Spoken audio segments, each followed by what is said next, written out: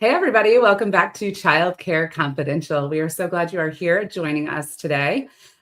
We have not been together in a few weeks, so we have something to share with you. But let's get started with first. My name is Jessica Hampton, and I am one of your wonderful hosts here on Childcare Confidential. And then we have my amazing co-host, Katy Dink. Yeah. You've heard a lot from her these last couple weeks. Listen, I feel You're like we've been rocking playing it. tag a little bit. I know we have been. But I feel like this podcast is 100% us being real and true to ourselves and some of the things that we, go through as leaders and educators, but also as people. So thankfully, Jess kind of swooped in and saved the day here recently. But unfortunately, I had a personal loss in the family, super close to my heart. So I've been taking some time to heal and grieve and figure out how to best move forward in a positive way. So that's why we've been on a bit of a hiatus and kind of tag teaming briefly here and there. But I'm happy that I've got my host back because it's just not as fun to do it singular. It's not. We had a hard time connecting schedules with everything going on. We're thankful Katy is with us and we get to do this together. Yeah. Finally, after a few weeks, we had that, and then I lost my voice, and we've just been through it, I guess. It's not funny, but it's a little funny. And had you just heard Jess when she lost her voice, you would have a new appreciation, I feel like, for what they call like the radio voice, because it was something. Okay, it was so deep. I sounded like a man for weeks. I could not wing it. I said we could make it work, and she of course did not agree to that, but it's fine. Oh goodness. Okay. But we go through this stuff. I mean, life happens whether you want it to or not sometimes, and it's how you get through it. And we're very big of this being a hobby and a passion of ours, and something that we really enjoy doing because we want people to know about early childhood and its importance. However, we have real lives that go on without us sometimes when we're doing other things. Yeah. And so it's important to take that time and draw yourself back, get back in the right place where you need to be before you can really function. And we needed that for a few weeks. Yes, we did. For sure. Yeah. And I don't know about you, Jess, but the way that I truly feel about like situations like losing someone special or you getting the icky and sickies, because nothing compared to poor Jaren flapped her wings and got all the way here to Indiana to help celebrate my family member. I'm trying to be discreet. But came all the way out here to do that, and then ended up getting sick because she was here for like less than a few days, and that's why she ended up losing her voice, which I almost feel worse about. No. It's one of those things with the health stuff that I had, going into the schools, going into the cold, things like that we had to make some changes for to get better. Sometimes that's not always possible because it's more important to care about people than it is to care about yourself sometimes. So, but that's how we function. We work really well together because we truly, truly do care about each other. And when I'm not functioning well, Katy jumps in and helps me out. And when Katy's not functioning well, I am there to jump in and help her out. Like we are a tag team. And I feel like that's just how it has to be if you want to be successful. You have to have a good leadership team, good people in the right places, and all the things. I couldn't agree more. I do think that today's specific episode that we're going over kind of touches base on that too, just because there really is going to be a decision-making process in just about anything you do. And sometimes it's really hard to decide when you should make those speed decisions or the strategic ones, and when to slow down when you determine what that looks like. We have no idea what that's like. Whoa, saying so. Have you been around Indiana lately? Oh gosh. Okay. Yeah. It's a lot. So for this one, we call it speed versus strategy, and that's just because Jess is the queen of all names, but I loved it because it's accurate. So we're gonna jump in. So, Jessica, have you ever waited too long, missed your window of opportunity to make a very important decision, and or made a decision too fast and paid for it dearly. Oof. Who hasn't? I mean, you're not inaccurate. However, people think in leadership you don't have those, remember? No, I mean, there's such big decisions. I remember the day that I even signed the lease for our first school that was going to be a licensed center. And y'all, it was only $4,500 a month, which in today's day and age, like that's a steal, right? But this girl didn't have $4,500 a month extra to make it go if I couldn't do it. So I was a nervous wreck. And I remember leaving after signing and I wanted to throw up in the parking lot because it was like such a big decision, but I knew I was prepared for it. And I think that's the biggest thing. If you're not prepared to make the decision, then it's time to slow down and take a step back and really look at it. But if you're prepared for it, you can still be nervous. You can still feel like you're going to throw up in the parking lot and go, okay, we can do this. We can do it. But if you're, you have to be prepared for it. We had the business plan. We had everything in place. It was scary for sure, but what isn't in life? You have to take chances, right? You have to count on yourself. You have to give yourself a shot. So we did. And at the time, y'all, my husband and I'm going to share a little tea right now. At the time, spill it. My husband and I made together in the 50s of thousands of dollars. I think it was like 58, 56, 58 total. That was our family of four, 2 teenage children total. Around 56,000 together, both working, in Indiana, both working. Oh, good. This was back in 2014-ish. So yeah, both working, not that far back, but that's what we made the year that we started the school. So when I tell you I did not have $4,500 extra dollars, I did not have $4,500 extra dollars. Like I had a passion and a dream, and that's what we were going to do. But again, important to be prepared to make those decisions. I couldn't agree more. I feel like we run into that more often than not. And I feel like people don't take a moment to actually reflect on the differences of what those knee-jerk decisions are going to have as far as the effect, and then maybe the ones that take a little bit more time. I like to tell people that work for us, Jess, because you and I are very similar, but we're also very different in a lot of ways. It's so funny because sometimes they don't think we are, and I'm like, oh yeah. If you saw my graphic designing skills, you would know that there are some things that are just not my strong suit, and that's fine. We balance each other. However, in leadership, timing isn't just important, it's everything.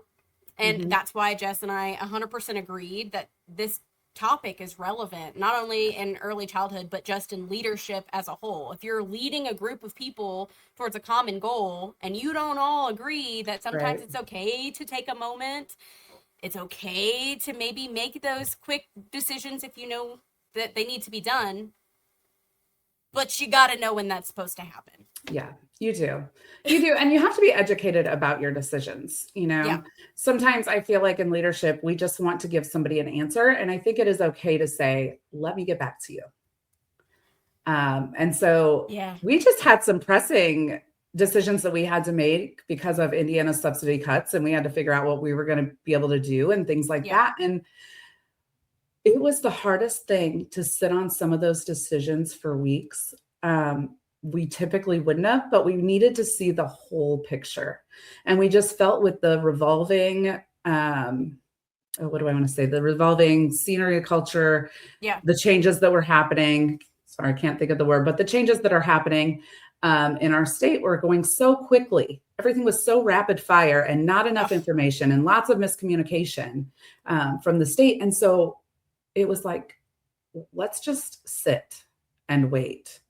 But in that, we also gave ourselves goals. So every month we reevaluated at the end of the month. It's like, okay, let's see how December goes, and let's see how January goes. All doing this while we were, financially okay and everything. You don't want to give yourself too many chances if you're not, but we were preparing in the background to make those decisions. We just weren't ready to pull that trigger yet, because everything was changing so rapidly. So it may have looked like we were just sitting back, not really giving information or not really making those decisions. But in actuality, we were watching like hawks. We Yeah, were like piece by reevaluating. piece. I Yeah. did 8 different budgets in like a week just to I be think it like, was more okay, than am I that. missing something? You know, No, things it like was more. that to really prepare ourselves to have to make those decisions because they were big decisions on what we could do for families and things like that. But I also think that it's important to notate too, in situations such as those weren't the big decisions that were coming down on us that we inevitably had to make. We didn't choose any of that. We didn't ask for it. We Mm-mm. didn't want it. We have always been by the book. Those things shouldn't have to have they shouldn't have had to been on our shoulders. I do Right. not feel like those are things that we should have had to tackle. However, you do sometimes. You know, I feel like most decisions are decisions that you just go, why am I dealing with that? Do you feel that way? You know, unless it's like you're starting your business and you're geared up and you're excited and the energy is flowing, you Right. know, then you get in this stage of like, really, this is what we're doing right now, huh? Well, Cool. out of the grand scheme of things, too, it's like, oh, yeah, let's just add one more dumpster fire to Oh our my already goodness. really fun week. We had that This, conversation last week. yes, I listened. This field it's a dumpster fire right now. But not everywhere is, and there's a lot to focus on the good things. And that's one Yes. thing that like I try to do in making decisions as well is make sure that we're looking at the positive things. And if I do have to have a hard conversation, I do try to sandwich things. So I try to make sure that I find things and I'll make notes on my little notebook. I make notes when we talk and do the podcasts and everything else. So that's why I'm not looking at the camera very often because I'm doing other things. Does. It's the ADHD. But I got to multitask. But yeah, so you just want to make sure you're really thinking about those decisions and, you know, making your notes if you have to make the positives about somebody before you go into a meeting. That way you have something to sandwich it with. So that's what I was talking about, like making the notes in my notebook. I try to think of like, just when I see like a teacher post something or like on our staff, we have a staff Facebook group that's private. You can't find it. Don't worry. But So don't look things for like, it. yeah, don't look for it. And if you're not with us, you get kicked off pretty quick. People will tell you. They will. They will say that. They will tell you. But you know, it's important to think of like, okay, this person's posting about being with their kiddos a lot. So I can see through their post that they're a really great mom, you know, or I can see the nurture that they give to their children through pictures and things like that. Or I look at the pictures in their classrooms and I'll just jot down a couple of things. And then I also jot down the deep issue when I'm going into something like that, where I have to have a hard conversation because I would love to just not talk about it sometimes, but that's not true leadership, right? No, that's not what we do. No, you have to tackle it. You have to just, sure do. Yep. So I just make sure to jot that down so I don't forget, hey, you did all this positive stuff. Now make sure you talk about the real issue. and then you want to end on a good note too. And I try to follow that up when I'm in the buildings or with Katie. I try to follow it up like a week later with like, hey, I noticed this, you know, because you want to point out like, okay, now they're doing this and they've got it or whatever. You want to point out, hey, just following back up. And I noticed you were doing this. And if they're not, it's a good time to follow back up because you put it on your calendar for the next week. You're going to follow up with, you know, Kiki, KK, I don't know, anybody, and see what happened. Try not to give out any names and see what happened, you know? Yeah. Just make sure things are following up because that's a big part, especially in early childhood. We forget the follow up with the decisions that we make. Okay. Well, I'm super glad that you mentioned something along the lines of following up because I have a question for you. Okay. This is just going to give you like food for thought. So just think about it and then you just answer because you're super great at that anyway. So when you think about moving fast versus slow, like those decision-making processes, whatever the case may be, what is your default setting as a leader? Now, I know the answer because I know you, but what would you say in your own words is your default as a leader? Which would you say you do more? Good. That's a good question. So let's put it this way. In my younger years, in my younger years, and learning to be a childcare owner and having staff that was, you know, working for you at the time. Well, we're really a big team there, but to have people that you're paying to do things, and it's a big thing So in my younger years, you think you have to have everything together. So I was just decision after decision after decision, just ready to go. I had your answer before you asked it, ready to go. Good. In my older years, my Oh. more wise years, y'all, hear me out. It's not about age. It's about how long you've been doing what you're doing. Yes. It's not about age. Oh. That we don't go there. It's about how long you have experience in that field. I could be 50 and just starting out. It's not about your age. Or you could be in your 20s. But my maturity in this field, 25, 20, or your 40s, 25 years later in this field, is that it is best to move slow so you don't make rash decisions. Surprise, surprise.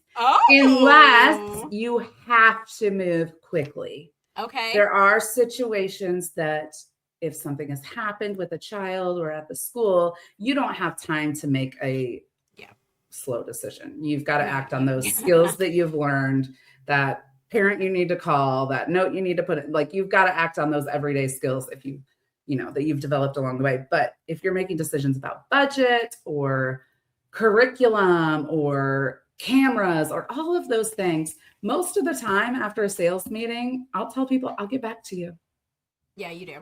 You do that quite often. Actually. Because I don't like to make a decision on the spot, because I feel like it didn't give me the time to get the research and everything that I needed. So you're more methodical in your decision-making processes. Okay. I am. Okay. On that note, yeah, I'm going to just make a note right now that my screen is backwards. So it's been a while since we've recorded together. So if you chime in on the YouTube, you're going to see my screen is literally written backwards. So just side note. Okay. Super great. That's where we're at today. So much. Okay. That is dumpster fire. Great. Dumpster fire right now, y'all. It's okay. We're here. Right. We're real. We're live. We got this. Yeah, it's fine. It's fine. This is just part of the fun. Okay, so you say that it's all about moving slow for you personally, and now not everybody functions that way, which is fine. I'm obviously more of the slow natured. I like to be very careful about my decisions that I make. But it's also not the worst thing in the world to sometimes have the knee-jerky reactions to decisions, especially if you have a Jess that is so methodical and takes time. I get to be like, okay, well, I've got you A, B, C, and D, and I need you to pick right now. That's fine too. Just make sure you have a balance, I would say. Yeah. I mean, if you're making decisions that you pretty much make every day, somebody's calling in, somebody, is doing this or that, then you just have to follow those SOPs that your company sets out. Right. But sometimes things come up, and we had some tough decisions to make a couple of years ago when we had a situation come up. And it was one of the hardest decisions I've ever had to make, but I did it with our core values in place. Integrity is huge to me. And so we moved swiftly with integrity. Yes, you did. And it was not easy because people jump on the train and they got a lot to say about everything that they don't know about, as we all know. They say that if someone has to continuously talk about you long after they've parted ways, it's actually a form of flattery. So therefore, I feel like we should both be quite flattered.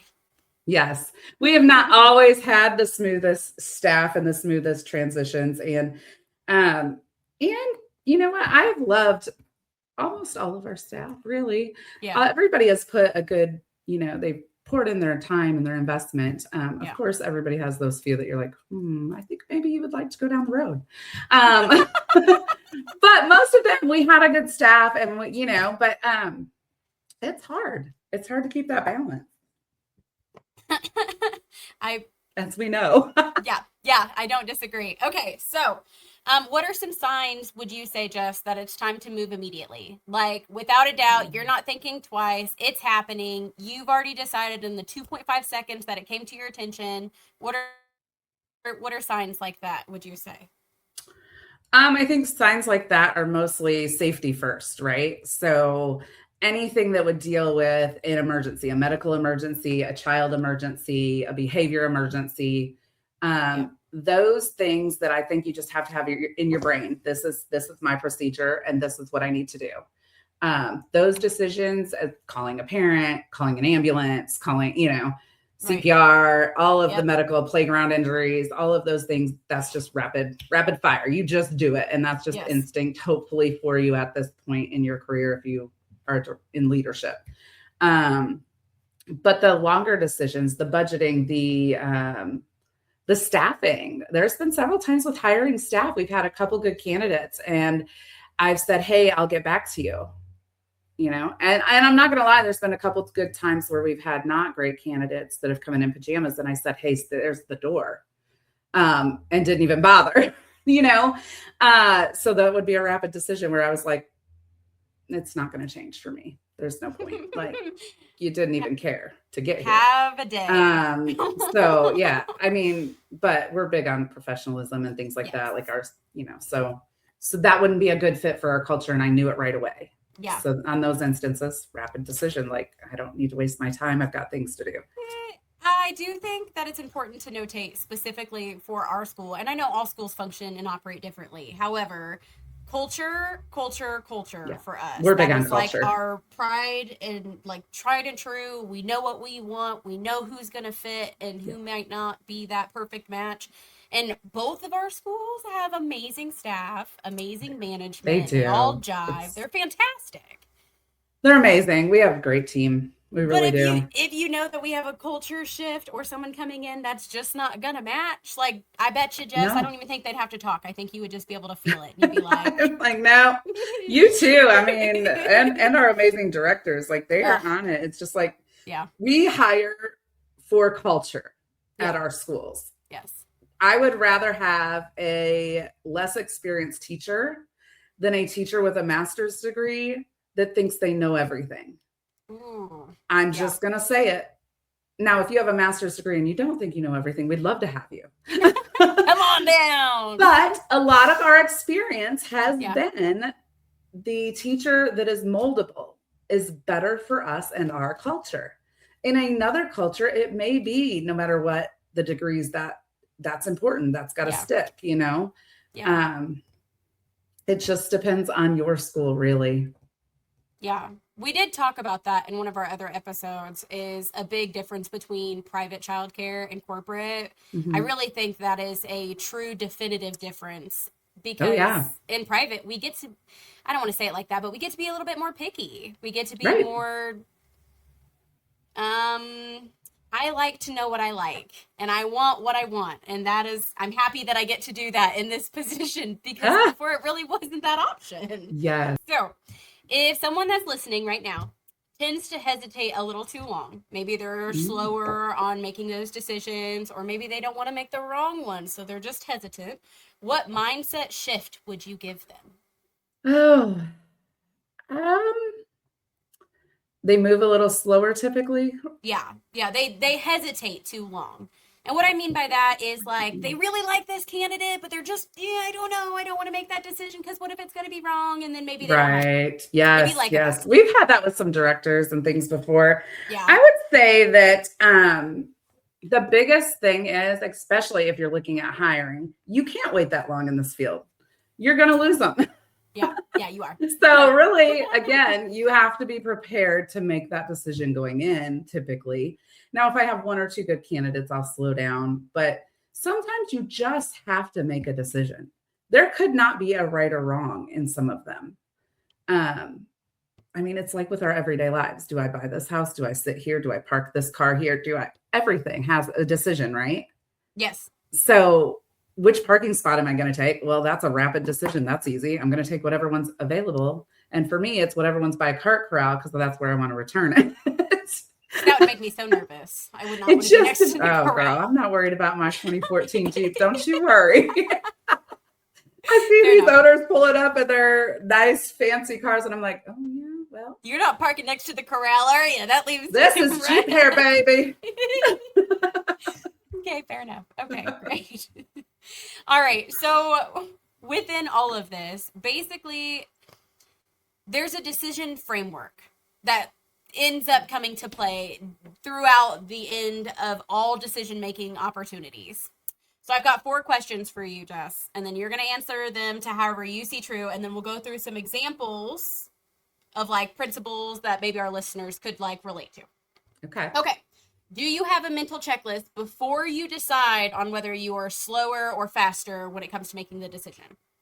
Yeah, I think so. I think it's not something I think about all the time. Right. But I mean, yes. sure. But I think you just have to sit there. My first reaction when a decision is brought to me is anybody hurt? Is it a safety thing? Is it something I have to respond immediately to?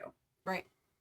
If it's a no, then I'm like, okay, I got a minute. I'm going to sit on it. I tend to reread the email or the question and I sit with it for a minute.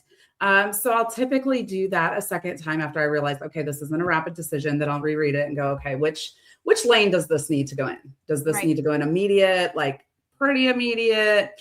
I got a week. Yeah. Or should it stay in my inbox for like a hot minute?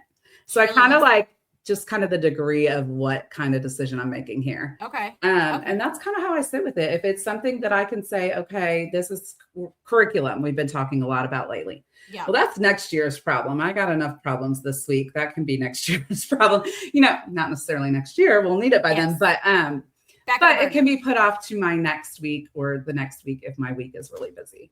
Okay. So, you know, it's just kind of the same thing we do with work, your priorities, what decisions, do you have to make and when? Yeah. Mm-hmm. I mean, obviously, if it's a maintenance thing, call 3 companies. Which one's the cheapest? There's your decision. Yes. Cheapest and good. Yeah, we read reviews. It's fine. I know what you were saying. And good. Okay. Yeah. Should probably clarify. Okay. You already answered the next question because it was what questions do you ask yourself? So good job. So you're already asking questions. So you're part of your mental checklist. Nice. Perfect. Okay. How do you separate urgency from importance? I don't know that I really do, to be honest.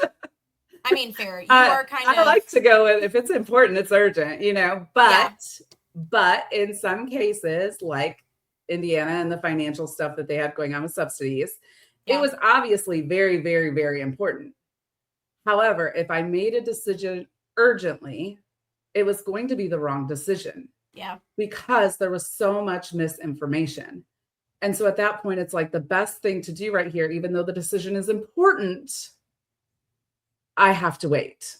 And so sometimes your kind of level of importance means waiting to make that decision, not necessarily just firing off a decision. That's just perfect. Important to recognize too. No, this is perfect. You kind of aligned yourself just perfect for kind of how we categorize the mental checklist and how we kind of go through all the decision-making processes. Mm-hmm. But your last question that you just dove right into, good job. Yep. Okay. How does risk level change your speed? I think the risk level changes your speed in different ways. So kind of like what we talked about before with being prepared to make that decision. So like when we were looking at leasing the schools and starting up and all of that, we had done all of our math. We've done everything we could do to prepare to make that decision. That was a huge decision to make. And quite a bit of a risk. Yeah. And I waited at least a year before I was like, no, I'm doing it. So it did take me a long time to make that decision and I sat with it a long time. But that doesn't mean that it wasn't a really important decision. Right. No, I agree. I agree with you. Yeah, that makes sense. I feel like when it comes to the risk level, if you're truly like, okay, so Jess is, sorry for the listeners who maybe have ears that don't want to hear it, but she's balls to the wall. That's how I refer to her. I mean, I'm sorry, but that's just the way that balls it is. To the wall. Well, if we're doing it, we're not doing it halfway. We're doing it all the way. Like that is your mindset, and that is how we have been this entire time. We didn't like one of these accreditation situations, which will be on a later episode. Oh yeah, we got some tea to spill, y'all. But you didn't like that, and so you said, you know what? We're gonna go and do something completely different that nobody else in our state has done, and like, boom, here we are. Yeah, did we tell y'all we're dual accredited now? Woo! Turns out we just had to, refocus and be like, you know what? No, that's not good enough. We're going to keep going. Yeah. But Well, I do believe in doing things yes. to Yeah. the best of our ability. So you are, in fact, what did I call you, Jess? Balls to the wall. I Okay. am. Once I get in my head what decision needs to be made, Yeah. the decision's made. Like, that's it. Let's go. Yeah. Like, and then we just go. Yeah. No, there's So no I think that's ease into why, it either. yeah, I think that's why I wait a little bit, is Yeah. because I want to make sure that we're prepared. Yeah. And then it's like, okay, no, we said we're doing it, so we're doing it. Like, it wasn't always easy, y'all. Yeah, But we're going head first. We're diving yeah. in. We're not sticking a toe in the water. No, I mean, Okay. there's no time for that anymore. Oh, goodness. Okay, so within all of these decision frameworks, going through kind of our mental checklist and where that all plays out, there are a few key principles that Jess and I discussed prior to us starting up the podcast for today's episode that we thought was important to share with our listeners. And some of those examples are the impact level. How much is it going to impact us at a school level? How much is it going to impact me on a personal level? Is it going to be a business impact level? So those are things to kind of keep in mind. The second one is emotional charge. Unfortunately, sometimes I'm an emotionally charged human. Jess has been teaching me that's not always the best way and that I can hold it down most of the time. But don't make big decisions when you're emotionally charged. Don't do that. That's bad. She says yes. Okay, thanks. Jess. Very bad. Sorry, I forgot. Visuals. If you saw the faces, though, you would know. Okay. I have a lot of great faces. And then, read it all right here. Oof. Okay. Jess likes to tell everybody and their brother, because she is just that person, that she's not a true empath. I've heard this since like the moment that we met. She is. She doesn't let you see it. She's a Cadbury egg, but she is an empath. And the last one's people consequences. How is this going to affect the people that I nurtured, the people that I lead, their families? I will promise you that Jess could be like, oh, she's not right for our team. But do you think maybe they'd be a better fit over at the other school? Do you think that we could do this? Do you think that we've explored all of the options? We go through the whole list before we make that decision, because she truly doesn't want someone to have a terrible consequence. I think that's really important to put out there. And I missed saying that earlier, but you know, you're making decisions in this field and it typically involves real people. And you need to think about that. You need to think about, how does this help them? How does this help their family? I didn't just start a childcare center to start a childcare center. Right. I worked in the field and was a teacher and worked my way up. And so I have a heart for my team. And no matter what they're doing in our school, I want them to be successful in their own lives as well. And so I think that's really important. So when you get done with that whole decision, you know, you have to sit there and go, okay, this is going to affect them and their family. You know, it's going to affect their feelings, especially when you have to talk about consequences and things that happen. But consequences are all part of like growing, right? So we just have to keep that on the forefront. And a lot of times we'll start a conversation with like, hey, this conversation is just to get you thinking and growing so that we can work together as a team, right? Things like that, and just help people to understand your goals as well. But yeah, it all affects people. And so remember, those decisions are not just going to affect you. Ugh. Why you gotta make me a little emotional about it? Yeah, no, Listen, girl, and don't make them when your life is crazy. Don't do it if you can. She's hinting at me because I was convincing myself this weekend to chop my hair off. I did not. You're welcome. I am very thankful. So, no, honey, not right now. Not right now. Try again in a couple months. Let's look at it later. Okay, well, you gotta have your friend that you can go to and say, hey, I'm about to chop my hair off. And they're like, oh, no. Yeah, FaceTime me, don't this do out. Let's FaceTime this out. What's happening? Oh, okay. All right. Well, what I'm taking away from this conversation is that strong leadership isn't about always being decisive. It's about being intentional with our pace. Absolutely. Sometimes speed creates opportunity, but sometimes patience protects your people. And you got to know when it makes the most sense to do so. 100%. Ugh. I did have a question to leave our listeners hanging with, because something that Jess and I have been doing often, is, at least recently, is listening to some other podcasts in our downtime, Yeah. and hearing how people kind of reflect on the information that they processed during the episode and just kind of what they've been hearing. So we're going to leave you with a question for today. And this is just for your own personal reflection and all that good stuff. Where in your life are you moving too fast, and where might you need to pick up the pace? Those are things that you should just take a minute, sit with, as Jess likes to say. Yeah. That is a good one. Because I think, like, in all of our lives, personal and work, sometimes we could, we all move a little fast sometimes. Sometimes it's good to go back and, like, think about what we just said, on social media or things.